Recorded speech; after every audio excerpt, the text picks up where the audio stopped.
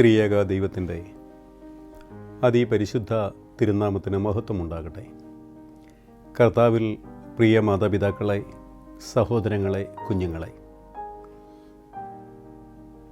പരിശുദ്ധനായ പൗലോസ്ലീഹ കൊരിന്ത്യർക്ക് എഴുതിയ 1-ാം ലേഖനമാണല്ലോ ഈ പഠന പരമ്പരയിലൂടെ ധ്യാന വിഷയമായി ദൈവമുൻപാകെ നമ്മെ തന്നെ സമർപ്പിക്കുന്നത്. കഴിഞ്ഞ എപ്പിസോഡിൽ കൊരിന്ത്യ ലേഖനം 1-ാം അധ്യായം 10 മുതൽ 17 വരെയുള്ള വേദഭാഗമാണ് നമ്മൾ പഠന വിഷയമായി സമർപ്പിച്ചത്. ആ വേദഭാഗത്തിൻ്റെ വാക്യങ്ങളുടെ അവസാന ഭാഗത്ത് നമ്മൾ കണ്ടത്, ഞങ്ങൾ പൗലോസിൻ്റെ പക്ഷക്കാരനെന്നും അപ്പല്ലോസിൻ്റെ പക്ഷക്കാരനെന്നും കേഫാവിൻ്റെ പക്ഷക്കാരനെന്നും ചിലർ ക്രിസ്തുവിൻ്റെ പക്ഷക്കാരനെന്നും അങ്ങനെ പക്ഷം പിടിച്ച് വിവിധ കക്ഷികളുടെ വക്താക്കളായി ചില നേതാക്കന്മാരെ പ്രതിഷ്ഠിച്ച് ആ നേതാക്കന്മാരുടെ അനുയായികളായി ഓരോ സംഘടനകളുടെ അല്ലെങ്കിൽ ഗ്രൂപ്പുകളുടെ ഒരു ചട്ടക്കൂട് പോലെ ക്രിസ്തുവിൻ്റെ സഭയെ ആക്കി തീർക്കുന്നുവോ എന്നുള്ള ഒരു ചിന്ത,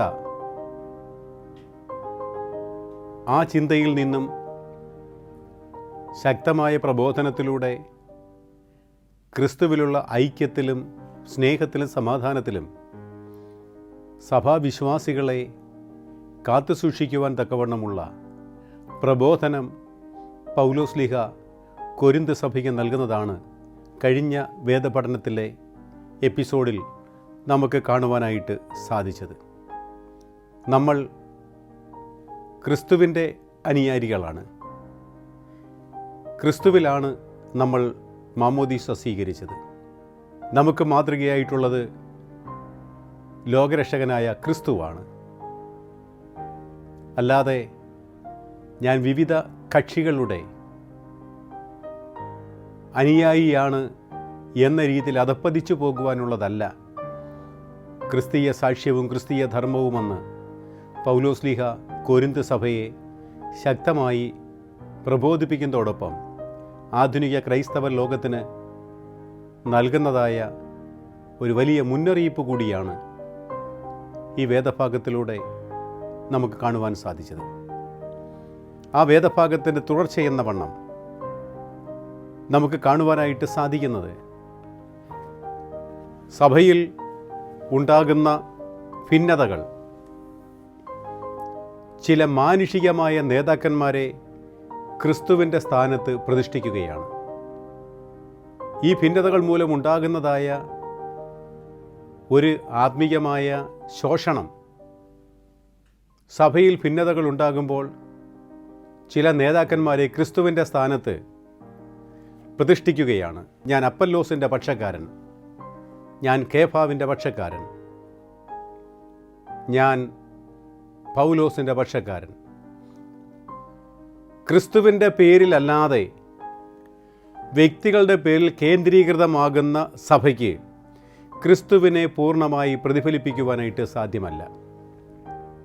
എവിടെയെങ്കിലും സഭയിൽ ഒരു വ്യക്തിപൂജ അല്ലെങ്കിൽ ഒരു വ്യക്തിക്ക് പ്രാധാന്യം കൊടുത്തുകൊണ്ട് അദ്ദേഹത്തെ നേതാവാക്കി അദ്ദേഹത്തിൻ്റെ അനുയായികളായി അദ്ദേഹത്തിന് പ്രശസ്തിയും പെരുമയും മഹത്വവും കൊടുക്കാൻ ശ്രമിക്കുമ്പോൾ ഒരിക്കലും സഭയിൽ ക്രിസ്തുവിൻ്റെ മഹത്വം പൂർണ്ണമായി പ്രതിഫലിപ്പിക്കുവാനായിട്ട് സാധ്യമല്ല. കാരണം നേതാക്കന്മാരല്ല ലോകത്തിനു വേണ്ടി ക്രൂശിക്കപ്പെട്ടത്.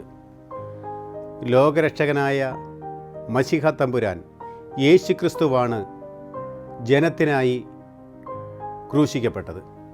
അതുകൊണ്ട് എനിക്ക് പ്രശംസിക്കുവാനുള്ളത്, എനിക്ക് മഹത്വം കരയേറ്റുവാനുള്ളത് എൻ്റെ കർത്താവായ യേശു ക്രിസ്തുവിനാണ്. അതുകൊണ്ട് ക്രിസ്തു ആയിരിക്കണം നമ്മളുടെ നേതാവ്. അവനാണ് നമ്മുടെ രക്ഷകൻ. ക്രിസ്തുവിൻ്റെ നാമത്തിൽ ക്രിസ്തുവിനോട് ചേരുവാനാണ് നാം ഓരോരുത്തരും സ്നാനമേറ്റത്. യേശുക്രിസ്തുവിൻ്റെ നാമത്തിൽ ക്രിസ്തുവിനോട് ചേരുവാൻ, ക്രിസ്തുവുമായുള്ള കൂട്ടായ്മ, ക്രിസ്തുവുമായുള്ള അനുരഞ്ജനം, ക്രിസ്തുവുമായുള്ള ഐക്യം, ക്രിസ്തുവിൻ്റെ സമാധാനം അത് നമ്മിൽ വസിക്കുവാനും അങ്ങനെ ക്രിസ്തുവിൻ്റെ അനുയായികളായി, ക്രിസ്തുവിൻ്റെ സാക്ഷികളായി, ക്രിസ്തുവിനു വേണ്ടി ജീവിക്കുന്നവരായി, ക്രിസ്തുവിൽ ജീവിക്കുന്നവരായി നിലനിൽക്കുവാൻ തക്കവണ്ണം നമുക്ക് സാധിക്കണമെന്നാണ് ആ വേദഭാഗത്തിലൂടെ പൗലോസ്ലീഹ നമ്മെ ഓർമ്മിപ്പിച്ചത്. ഇത് വളരെ ആഴത്തിൽ ശ്രദ്ധയോടുകൂടെ ചിന്തിച്ച് മനസ്സിലാക്കി നമ്മളുടെ ജീവിതത്തെ രൂപാന്തരപ്പെടുത്തുവാൻ തക്കവണ്ണം എനിക്കും നിങ്ങൾക്കും സാധിക്കണം. അതുകൊണ്ടാണ് 18-ാമത്തെ വാക്യം മുതൽ വളരെ ശക്തമായ ഭാഷയിൽ പൗലോസ്ലീഹ ഇത് നമുക്ക് മനസ്സിലാക്കി തരുന്നു. അതിപ്രകാരമാണ്: For the message of cross is foolishness to those who are perishing, but to us who are being saved it is the power of God. ക്രൂശിൻ്റെ വചനം നശിച്ചു പോകുന്നവർക്ക് ഭോഷത്വവും രക്ഷിക്കപ്പെടുന്ന നമുക്കോ ദൈവശക്തിയുമാകുന്നു. ക്രൂശിൻ്റെ വചനം നശിച്ചു പോകുന്നവർക്ക് ഭോഷത്വവും രക്ഷിക്കപ്പെടുന്ന നമുക്കോ ദൈവ ശക്തിയുമാകുന്നു എന്നാണ് പൗലോസ്ലീഹ നമ്മെ പഠിപ്പിച്ചത്. പൗലോസ് ക്രൂശിനെ പ്രശംസിക്കുകയാണ്. യഹൂദന്മാരെ സംബന്ധിച്ചും യവനന്മാരെ സംബന്ധിച്ചും കുരിശ് ശാപവും ഭോഷത്വവുമാണ്. എന്നാൽ ക്രിസ്തുവിൽ വിശ്വസിക്കുന്നവർക്ക് കുരിശ് രക്ഷയുടെ അടയാളമാണ്. ക്രിസ്തുവിനെയും ക്രിസ്തുവിൻ്റെ കുരിശിനെയും ക്രിസ്തുവിൻ്റെ അനുയായികളെയും ഉപദ്രവിച്ചുകൊണ്ടിരുന്ന പൗലോസ് അതുവരെയും കുരിശും ക്രിസ്ത്യാനികളും ശൗലിന് ഭോഷത്വമായിരുന്നു എങ്കിൽ ദമസ്കോസിൻ്റെ പടിവാതിൽക്കൽ വെച്ച് ലോകരക്ഷകനായ ക്രിസ്തു പൗലോസിനെ വിളിക്കുകയും അവനെ രൂപാന്തരപ്പെടുത്തുകയും ചെയ്തപ്പോൾ അവൻ കുരിശിൽ പ്രശംസിക്കുവാനും കുരിശ് അവന് രക്ഷയായി അവൻ്റെ ജീവിതത്തിൽ ആയുസ്സിൻ്റെ അന്ത്യം വരെയും ആ ക്രൂശിനോട് പറ്റിച്ചേർന്ന് അവൻ ജീവിക്കുകയും ചെയ്ത് നമുക്ക് കാണുവാനായിട്ട് സാധിക്കും. ക്രിസ്തുവിൽ വിശ്വസിക്കുന്നവരെ സംബന്ധിച്ചിടത്തോളം കുരിശ് രക്ഷയുടെയും അനുഗ്രഹത്തിൻ്റെയും വീണ്ടെടുപ്പിൻ്റെയും അടയാളമാണ്. എന്നാൽ യവനന്മാരെ സംബന്ധിച്ചിടത്തോളം അവർ ജ്ഞാനത്തിനാണ് പ്രാധാന്യം നൽകിയിരുന്നത്. ദൈവത്തിൻ്റെ മനുഷ്യാവതാരവും പരിശുദ്ധാത്മാവിൽ കന്യകമറിയാമിൽ നിന്നുള്ള ജഡാവതാരവും ദൈവം മനുഷ്യനായി ഭൂമിയിൽ വസിച്ചതുമൊന്നും യവനന്മാരുടെ ജ്ഞാനവാദത്തിൽ സഹിക്കാൻ കഴിയുന്നതല്ലായിരുന്നു. ഒരിക്കലും അവരുടെ ബുദ്ധിക്കും അവരുടെ ജ്ഞാനത്തിനും അപ്പുറമായി ചിന്തിക്കുവാൻ യവനന്മാർക്ക് കഴിഞ്ഞിരുന്നില്ല.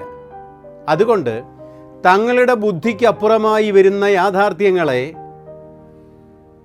ഉൾക്കൊള്ളുവാൻ കഴിയാത്തത് മൂലം അങ്ങനെയുള്ളവയൊക്കെയും ഭോഷത്വമായിട്ടാണ് യവനന്മാർ കണ്ടിരുന്നത്. അച്ഛൻ പറഞ്ഞത് ഒന്നുകൂടെ ആവർത്തിച്ച് ഓർമ്മിപ്പിക്കുകയാണ്. ക്രൂശിൻ്റെ വചനം നശിച്ചു പോകുന്നവർക്ക് ഭോഷത്വമാണ്. എന്തുകൊണ്ടെന്നാൽ യവനന്മാരെ സംബന്ധിച്ചിടത്തോളം അവർ ജ്ഞാനത്തിനാണ്, അറിവിനാണ് അവർ വില കൊടുത്തിരുന്നത്. അവരുടെ ദൃഷ്ടി കൊണ്ട് കാണുകയും അവരുടെ ബുദ്ധി കൊണ്ട് മനസ്സിലാക്കുകയും ചെയ്യാവുന്ന കാര്യങ്ങൾക്കാണ് അവർ പ്രാധാന്യം കൊടുത്തിരുന്നത്. മനുഷ്യൻ്റെ ബുദ്ധിക്ക് അതീതമായ, മനുഷ്യൻ്റെ ബുദ്ധിക്ക് മനസ്സിലാക്കുവാൻ കഴിയാത്തതായ സംഭവങ്ങളെ യവനന്മാർ ഭോഷത്വമായിട്ടാണ് കണക്കാക്കിയിരുന്നത്. അതുകൊണ്ട് ദൈവത്തിൻ്റെ തിരുവവതാരം, മനുഷ്യനായുള്ള തിരുവവതാരവും കന്യകയിലുള്ള ഗർഭധാരണവും മാലാഖയുടെ അറിയിപ്പും യേശു തമ്പുരാൻ്റെ ജനനവും ഒന്നും മനസ്സിലാക്കുവാൻ അവരുടെ ബുദ്ധിക്ക് കഴിഞ്ഞില്ല. അതുകൊണ്ട് അവരുടെ ബുദ്ധിഹീനത, ലോകത്തിലുള്ള ജ്ഞാനത്തിൽ മാത്രമുള്ള ആശ്രയം അവർക്ക് കുരിശ് ഭോഷത്വമാക്കി. യഹൂദന്മാരെ സംബന്ധിച്ചിടത്തോളം യഹൂദന്മാർ കുരിശിനെ കണ്ടിരുന്നത് മരണത്തിനുപയോഗിക്കുന്ന ഒരായുധമായിട്ടാണ്. മനുഷ്യനെ കുരിശിൽ തറച്ച് കൊല്ലുവാനായിട്ടാണ് കുരിശ് ഉപയോഗിച്ചിരുന്നത്. അപ്പോൾ കുരിശെന്ന് പറയുന്നത് ശിക്ഷയുടെയും ശാപത്തിൻ്റെയും അടയാളമായിട്ടാണ് യഹൂദന്മാർ കണ്ടിരുന്നത്. എന്നാൽ ക്രിസ്തുവിശ്വാസികളെ സംബന്ധിച്ചിടത്തോളം ക്രിസ്തുവിൽ വിശ്വസിക്കുകയും അവൻ മനുഷ്യൻ്റെ വീണ്ടെടുപ്പിനായി സ്വർഗത്തിൽ നിന്നും ഭൂമിയിലേക്ക് ഇറങ്ങി വന്നു. പൗലോസ്ലീഹ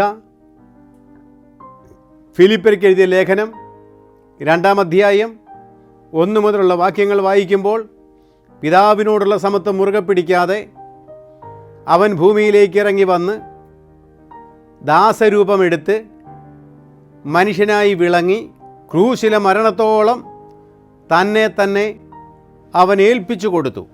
അവൻ ക്രൂശിലൂടെ പാപത്തെ കൊന്നുകളയുകയും തൻ്റെ ഉയർപ്പിലൂടെ മരണത്തെ ചവിട്ടിക്കൊന്ന് പാതാളവാതിലുകളെ തകർത്ത് സാത്താൻ്റെ സർവ്വസൈന്യങ്ങളെയും തോൽപ്പിച്ച് ലോകത്തിൻ്റെ അധിപതികൾ ലജ്ജിതരാകുവാൻ തക്കവണ്ണം അവൻ 3-ാം നാളിൽ ഉയർത്തെഴുന്നേറ്റു. ആ ഉയർത്തെഴുന്നേറ്റ ക്രിസ്തുവാണ് ലോകത്തിൻ്റെയും എൻ്റെയും നമ്മുടെ ഓരോരുത്തരുടെയും രക്ഷകൻ. ആ ക്രിസ്തുവിൽ വിശ്വസിക്കുന്നവർക്ക് ക്രൂശ് നിത്യമായ രക്ഷയുടെ അനുഭവമാണ്. എന്നാൽ നശിച്ചു പോകുന്നവർക്ക് അത് ഭോഷത്വമാകുന്നു എന്ന് നമുക്ക് കാണുവാനായിട്ട് സാധിക്കും. ആ ക്രൂശിലൂടെയുള്ള കർത്താവിൻ്റെ മരണത്തിലൂടെയും ഉയർപ്പിലൂടെയുമാണ് എനിക്ക് രക്ഷ കൈവന്നത്. അതാണ് ഞാൻ വിശ്വസിക്കുന്നത്.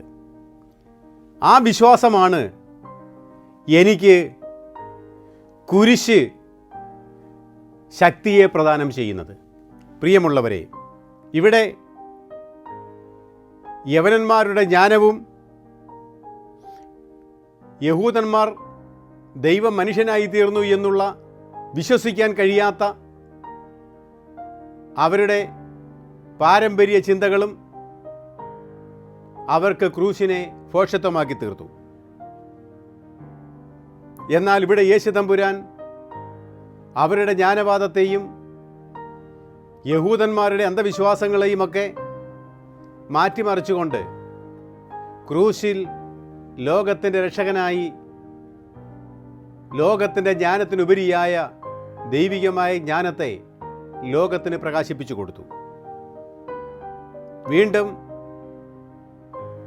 ദൈവം വാഗ്ദത്തം ചെയ്തിരുന്ന സകല കാര്യങ്ങളും ക്രിസ്തുവിലൂടെ നിവൃത്തിയായതിനാൽ യേശുവിലൂടെ സകലതും നീതീകരിക്കപ്പെടുന്നു. വിശുദ്ധ മാമോദീസായിലൂടെ വിശ്വാസികൾ വിശുദ്ധരായി തീരുവാൻ തക്കവണ്ണം ക്രിസ്തു നമുക്കായി ശുദ്ധീകരണമായി തീർന്നു. മാത്രമല്ല, തൻ്റെ ക്രൂശമരണത്തിലൂടെ ഉയർപ്പിലൂടെയും പാപമരണത്തിൽ നിന്നും നമ്മെ വീണ്ടെടുത്ത് ഉയർപ്പിൻ്റെ അനുഭവത്തിലേക്ക് നമ്മെ അവൻ വീണ്ടെടുത്തു. അതുകൊണ്ടാണ് പൗലോസ്ലീഹ ഇപ്രകാരം 31-ാമത്തെ വാക്യത്തിൽ പറയുന്നത്, പ്രശംസിക്കുന്നവൻ കർത്താവിൽ പ്രശംസിക്കട്ടെ, കർത്താവിൻ്റെ ക്രൂശിൽ പ്രശംസിക്കട്ടെ. ഞാനാകുന്നത് ദൈവത്തിൻ്റെ കൃപയാൽ ആകുന്നു. ഞാനാകുന്നത് ദൈവത്തിൻ്റെ കൃപയാലാകുന്നു. നമ്മൾ പ്രശംസിക്കേണ്ടത് ക്രിസ്തുവിൽ, കർത്താവിൻ്റെ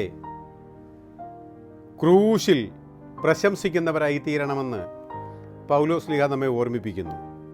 യിരെമ്യാ പ്രവചനം അതിൻ്റെ 9-ാം അധ്യായം 23-24 വാക്യങ്ങൾ വായിക്കുമ്പോൾ യഹോവയായ ദൈവം ഇപ്രകാരം അരുളി ചെയ്യുന്നു: ജ്ഞാനി തൻ്റെ ജ്ഞാനത്തിൽ പ്രശംസിക്കരുത്, ബലവാൻ തൻ്റെ ബലത്തിൽ പ്രശംസിക്കരുത്, ധനവാൻ തൻ്റെ ധനത്തിൽ പ്രശംസിക്കരുത്. പ്രശംസിക്കുന്നവനോ യഹോവയായ ഞാൻ ഭൂമിയിൽ ദയയും ന്യായവും നീതിയും പ്രവർത്തിക്കുന്നു എന്നിങ്ങനെ എന്നെ ഗ്രഹിച്ചറിയുന്നതിൽ തന്നെ പ്രശംസിക്കട്ടെ. ഇതിലല്ലോ എനിക്ക് പ്രസാദമുള്ളത്.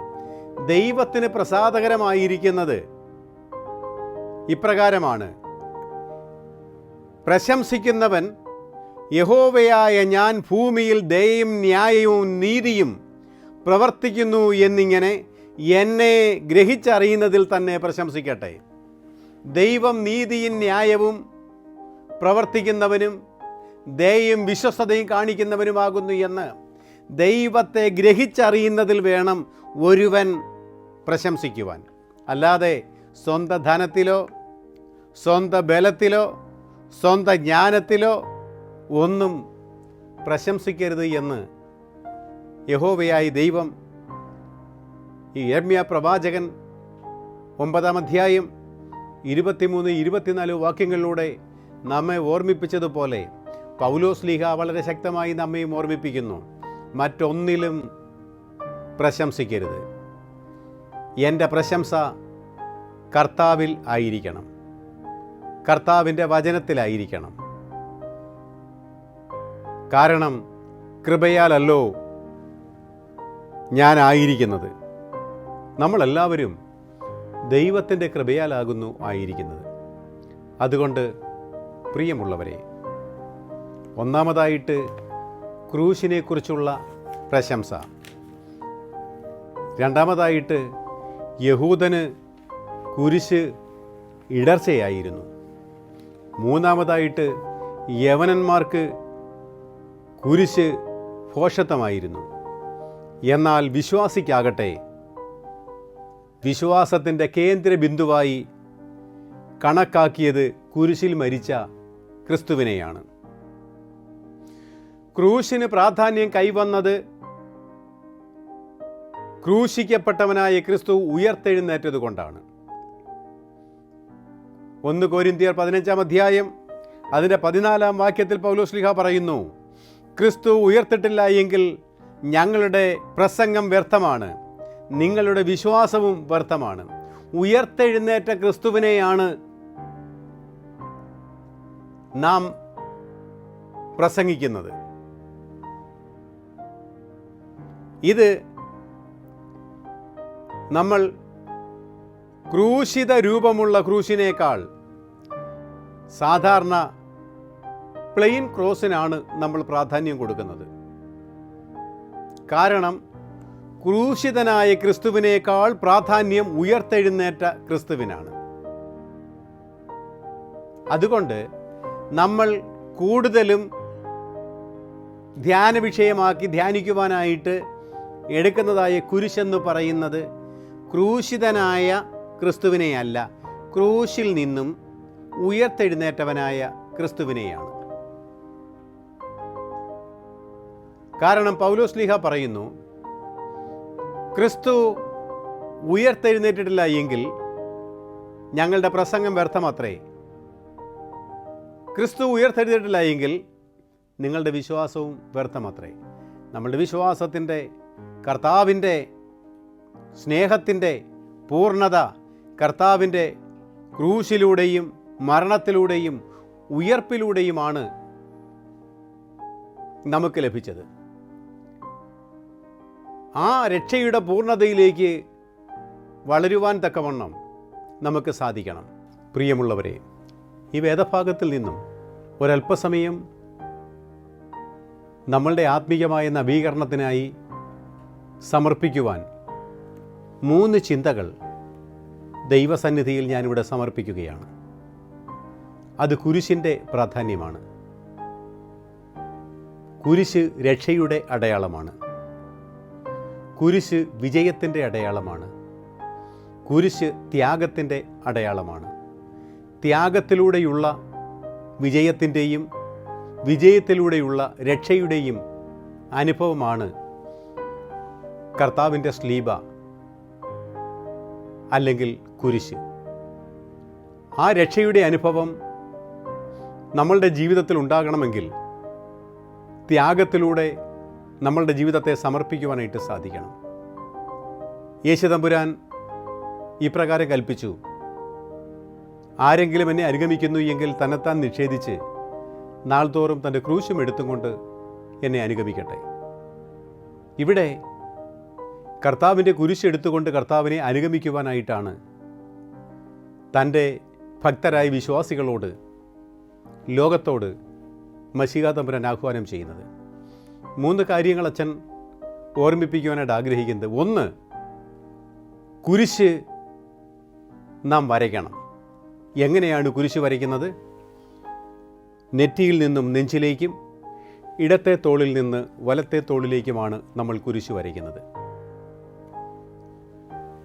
ദൈവം മനുഷ്യനായി തീർന്ന് സ്വർഗത്തിൽ നിന്നും ഭൂമിയിലേക്ക് ഇറങ്ങി. ഇടത്തേതിൻ്റെ ആയ മക്കളെ വലത്തേതിൻ്റെ മക്കളായി തീർത്തു. ദൈവം സ്വർഗത്തിൽ നിന്നും ഭൂമിയിലേക്ക് ഇറങ്ങി വന്നു. അവൻ മനുഷ്യനായി തീർന്നു. ഇടത്തേതിൻ്റേതായ മക്കളായ നമ്മളെ വലത്തേതിൻ്റെ മക്കളാക്കി തീർത്തു. ഓരോ പ്രാവശ്യവും നമ്മൾ കുരിശ് വരയ്ക്കുമ്പോൾ ആ ദൈവത്തിൻ്റെ രക്ഷാപദ്ധതിയെയും ആ രക്ഷാപദ്ധതിയിലൂടെ ദൈവം നമ്മെ വീണ്ടെടുത്ത അനുഭവത്തെയും സ്തുതിച്ചുകൊണ്ടിരിക്കുന്നതായ അനുഭവമാണ് കുരിശ് വര. അതുകൊണ്ട് ഒന്നാമതായിട്ട് നമ്മൾ കുരിശ് വരയ്ക്കണം. അത് നെറ്റിയിൽ നിന്ന് നെഞ്ചിലേക്കെന്ന് പറയുമ്പോൾ ദൈവം തമ്പുരാൻ സ്വർഗത്തിൽ നിന്നും ഭൂമിയിലേക്ക് ഇറങ്ങി വന്നു. ഇടത്തേതിൽ നിന്നും വലത്തേതിലേക്കെന്ന് പറയുമ്പോൾ ഇടത്തിൻ്റെ മക്കളായ, പാപത്തിൻ്റെ മക്കളായ, ജഡത്തിൻ്റെ മക്കളായ, അന്ധകാരത്തിൻ്റെ മക്കളായ, പിശാചിൻ്റെ സ്വാധീനമുള്ള തിന്മയുടെ മക്കളായ വീണുപോയ എന്നെ ഇടത്തേതിൻ്റെ വീഴ്ചയുടെ അനുഭവത്തിൽ നിന്നും വലത്തേതിൻ്റെ അനുഭവത്തിലാക്കി തീർത്തു. എന്താണ് വലത്തേതിൻ്റെ അനുഭവം? യേശു തമ്പുരാൻ പറയുകയാണ് തൻ്റെ വലത്തുഭാഗത്തുള്ളവരോട്, എൻ്റെ പിതാവിനാൽ അനുഗ്രഹിക്കപ്പെട്ടവരെ, ലോകസ്ഥാപനത്തിന് മുമ്പേ നിങ്ങൾക്കായി ഒരുക്കിയിരിക്കുന്ന സ്വർഗരാജ്യം വന്ന് അനുഭവിച്ചു കൊള്ളുവീൻ. ഇടത്തേതിൻ്റെ മക്കളോട് ഞാൻ നിങ്ങളെ അറിയുന്നില്ല. കർത്താവിൻ്റെ ക്രൂശീകരണ സമയത്തും വലത്തുഭാഗത്തെ കള്ളൻ്റെ പ്രാർത്ഥന കർത്താവ് കേട്ടു. അവന് പർദീസയുടെ വാതിൽ ദൈവം തുറന്നു കൊടുത്തു. അപ്പോൾ ഇടത്തേതിൻ്റെ മക്കളായിരുന്ന എന്നെ വലത്തേതിൻ്റെ മക്കളാക്കി തീർത്ത രക്ഷയുടെ കുരിശിൻ്റെ മഹത്വമാണ് ഓരോ കുരിശു വരയിലൂടെയും ദൈവത്തെ നമ്മൾ സ്തുതിച്ചു കൊണ്ടിരിക്കുന്നത്. രണ്ടാമതായിട്ട് കുരിശ് നാം ധരിക്കണം. കുരിശ് നാം ധരിക്കണം. നമ്മൾ കുരിശ് ധരിക്കാറുണ്ട്. എന്താണെന്ന് ചോദിച്ചാൽ കുരിശ് ത്യാഗത്തിൻ്റെ ചിഹ്നമാണ്. അത് വിജയത്തിൻ്റെ അടയാളമാണ്. ത്യാഗത്തിലൂടെ പ്രതിസന്ധികളുടെയും കഷ്ടതകളുടെയും രോഗങ്ങളുടെയും വേദനയുടെയും ഭാരങ്ങളുടെയും ഒക്കെ അനുഭവം ജീവിതത്തിലുണ്ട്. അവിടെ നിനക്ക് ഓർമ്മ വേണം, ലോകത്തിൽ നിങ്ങൾക്ക് കഷ്ടങ്ങളുണ്ട്, എങ്കിലും നിങ്ങൾ ധൈര്യപ്പെടുവീൻ, ഞാൻ ലോകത്തെ ജയിച്ചവനാകുന്നു. ക്രിസ്തു എൻ്റെ കൂടെ ഉണ്ട്.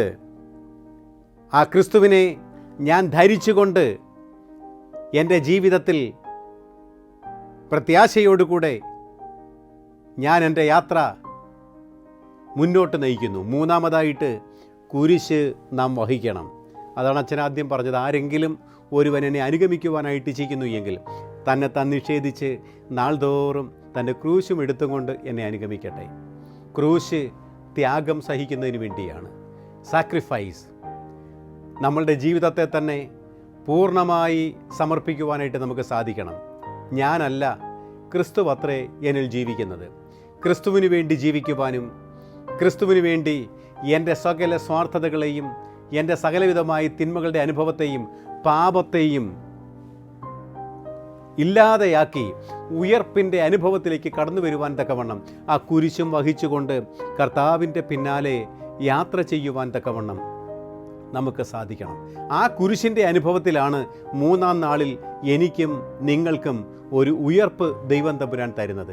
കർത്താവിനോടുകൂടെ ഈ കുരിശെടുക്കുവാൻ ഞാൻ തയ്യാറാകുന്നില്ല എങ്കിൽ, ഈ ത്യാഗം അനുഭവിക്കാൻ തയ്യാറാകുന്നില്ലെങ്കിൽ, ആ കുരിശും എടുത്തും കൊണ്ട് മുകളിലേക്കാണ് എടുക്കുവാൻ കഴിയാത്തതായ കുരിശ്, ആ ഭാരവും ഏറ്റിക്കൊണ്ട്, ആ സഹിച്ചുകൊണ്ട് കർത്താവിൻ്റെ പിന്നാലെ ഗോകുൽത്താ മലയിലേക്ക് ചെന്ന് അവിടെ അനുഭവിച്ചതായ പാടുകളും പങ്കപ്പാടുകളും കുരിശുമരണവും കർത്താവിനോടൊപ്പം താതാത്മ്യപ്പെട്ട് അനുഭവിക്കുമ്പോഴാണ് മൂന്നാം ദിവസം എനിക്കും നിങ്ങൾക്കും ഉയർപ്പിൻ്റെ അനുഭവം ഉണ്ടാകുന്നത്. കർത്താവിനോടുകൂടെ ചാട്ടവാറടി ഏൽക്കുവാൻ എനിക്ക് മനസ്സില്ല എങ്കിൽ, കർത്താവിനോടൊപ്പം ഈ കുരിശ് ചുമന്നുകൊണ്ട് സഹിച്ചുകൊണ്ട് ആ മല കയറുവാൻ എനിക്ക് മനസ്സില്ല എങ്കിൽ, കർത്താവിനോടൊപ്പം ക്രൂശിക്കപ്പെടുവാൻ എനിക്ക് മനസ്സില്ല എങ്കിൽ, അവനോടൊപ്പം അടക്കപ്പെടുവാൻ എനിക്ക് മനസ്സില്ല എങ്കിൽ, പ്രിയമുള്ളവരെ, എനിക്ക് നിങ്ങൾക്കും മൂന്നാം നാളിലെ ഉയർപ്പിൽ പങ്കാളികളാകുവാൻ സാധിക്കുകയില്ല എന്നുള്ള ആ ഒരു ബോധ്യം ക്രിസ്തുവിനോട് ചേർന്ന് അവൻ്റെ വലത്തുഭാഗത്ത് നിൽക്കുവാൻ